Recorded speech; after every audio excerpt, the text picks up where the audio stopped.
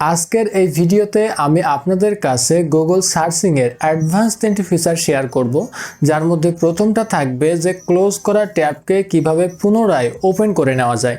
অনেক সময় দেখা যায় যে আপনার কম্পিউটারে ব্রাউজিং করার সময় আপনি 2-3টা ট্যাব ওপেন করে রেখেছেন, এখন কোনো কারণবশত আপনি একটা ট্যাব ক্লোজ করে দিয়েছেন অথবা সম্পূর্ণ ব্রাউজারটাকে ক্লোজ করে দিয়েছেন। এখন আপনি চাচ্ছেন যে আপনার ওপেন করা ট্যাবগুলোর মধ্যে অনেক গুরুত্বপূর্ণ ডেটা ছিল যেগুলো আপনি চান পুনরায় দেখতে। তো এটা দেখার জন্য আপনাকে কিন্তু আবার পুনরায় সার্চ করার কোনো প্রয়োজন নাই। আপনি একটা কিবোর্ড শর্টকাট ব্যবহারের মাধ্যমে খুব সহজে আপনার ক্লোজ করা ট্যাবগুলোকে পুনরায় ওপেন করে নিতে পারবেন।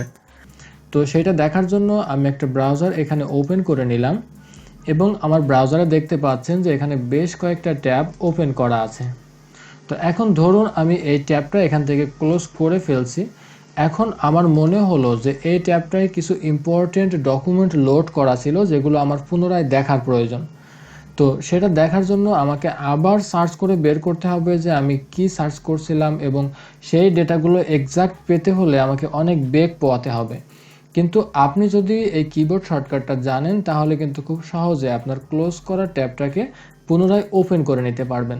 তো সেটা করার জন্য আপনাকে কিবোর্ড থেকে কন্ট্রোল শিফট এবং টি একসাথে প্রেস করতে হবে।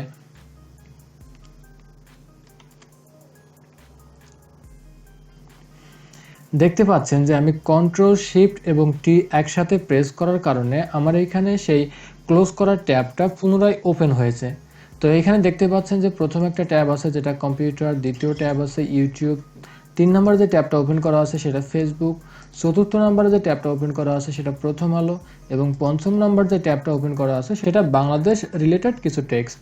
এখন ধরুন আপনি ব্রাউজারটা সম্পূর্ণটাই ক্লোজ করে দিয়েছেন।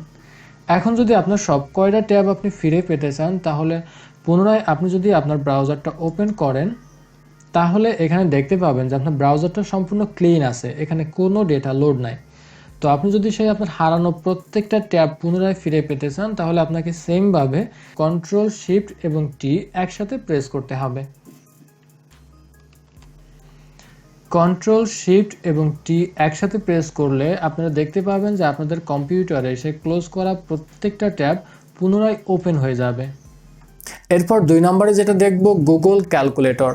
আমরা সাধারণত ক্যালকুলেট করার জন্য ক্যালকুলেটরটা ইউজ করে থাকি, তবে আপনার কাছে যদি একটা কম্পিউটার থাকে এবং সেখানে নেট কানেকশন থাকে তাহলে কিন্তু আপনি খুব সহজে গুগল সার্চ বারের মাধ্যমে যে কোনো ভ্যালুকে মুহূর্তের মধ্যেই ক্যালকুলেট করে নিতে পারবেন।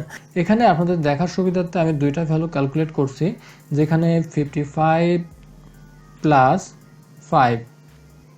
এখন এইখানে দেখতে পাচ্ছেন যে রেজাল্টটা অটোমেটিক শো করেছে ইকুয়াল 60। তো এখানে আপনি যদি একটা ইকুয়াল দেন তাহলে আপনার এক্সাক্ট যে রেজাল্টটা সেটাই শো করবে, বাকিগুলো সব ক্লিন হয়ে যাবে।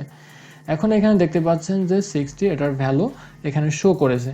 তো এভাবে আপনারা এখানে যে ভ্যালুই দিবেন না কেন, যোগ বিয়োগ গুণ ভাগ সবগুলোই ক্যালকুলেট হয়ে এখানে রেজাল্ট শো করবে। এরপর 3 নম্বরে যেটা দেখব সেটা হচ্ছে যে আপনি যে কোনো ভ্যালুকে কিভাবে কথায় প্রকাশ করতে পারবেন। যেমন ধরুন আপনার সামনে 5 সংখ্যার বা 7 সংখ্যার বা 10 সংখ্যার একটা ভ্যালু দেওয়া হলো এবং বলা হলো যে এটাকে কথায় প্রকাশ করুন। তো সেটা যদি আপনি কথায় প্রকাশ করতে যান তাহলে একক, দশক, শতক এভাবে গুণে আসতে হলে আপনার কিন্তু অনেক সময় নষ্ট হবে।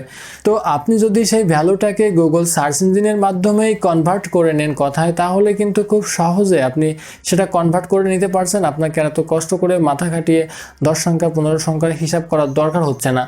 তো এখন যদি আপনি এটার স্পেলিং বলতে যান তাহলে আপনাকে প্রথম একক, দশক, শতক, সহস্র, অযুত এভাবে আপনাকে কাউন্ট করে তারপরে বলতে হবে।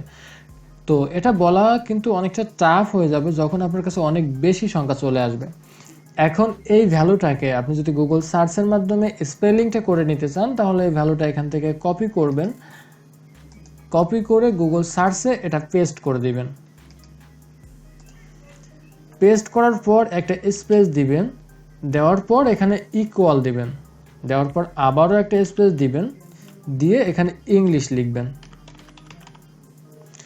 ইংলিশ লেখার পর এখানে দেখতে পাবেন যে এটার স্পেলিং এখানে চলে আসবে যে 1,252,356,232। তো এটার স্পেলিং কিন্তু আপনি খুব সহজে এখানে পেয়ে গেলেন। এখন এটা আপনি যে কোনো জায়গায় খুব সহজে বলতে পারবেন। এখন আপনি যদি চান যে এই স্পেলিংটা কোথাও পেস্ট করবেন এখান থেকে কপি করে নিয়ে, তো সেটা করার জন্য আপনি এখান থেকে সিম্পলি একটা ইন্টার প্রেস করে দিবেন আপনার কিবোর্ড থেকে। ইন্টার প্রেস করার পর এখানে দেখতে পাবেন যে এই স্পেলিংটা অনেক বড় আকারে এখানে শো করবে, যেটা 1,252,000,000 এভাবে লেখা আছে। তো আপনি যদি এটা কপি করতে চান তাহলে সিম্পলি এখানে এরকম ড্র্যাগ করে এটা কপি করে নেবেন। কপি করে আপনার প্রয়োজন মতো যে কোনো ডকুমেন্টে আপনি এটা পেস্ট করে দিতে পারবেন। তো ধরুন আমি এটা নোটপ্যাডে পেস্ট করে দিলাম। তো বন্ধুরা আজ এ পর্যন্তই। আশা করি এই ভিডিওটি আপনার কাছে ভালো লাগবে। ভিডিওটি ভালো লাগলে আপনার বন্ধুদের কাছে শেয়ার করে তাদেরকেও এই ভিডিওটি দেখার সুযোগ করে দিবেন। আর এই ভিডিওটি আপনার কাছে কেমন লাগলো সেটা কমেন্টস করে আমাদেরকে জানাতে পারেন। ভিডিওটি ভালো লাগলে একটা লাইক করতে পারেন। আর পরবর্তীতে এমন টেকনোলজি রিলেটেড ভিডিও সবার আগে পেতে আমার চ্যানেলটি সাবস্ক্রাইব করে আমার সাথেই থাকবেন। আশা করি আগামী ভিডিওতে আরও ভালো কিছু নিয়ে আপনাদের সামনে হাজির হব। সে পর্যন্ত সবাই সুস্থ থাকবেন, ভালো থাকবেন। আল্লাহ হাফেজ।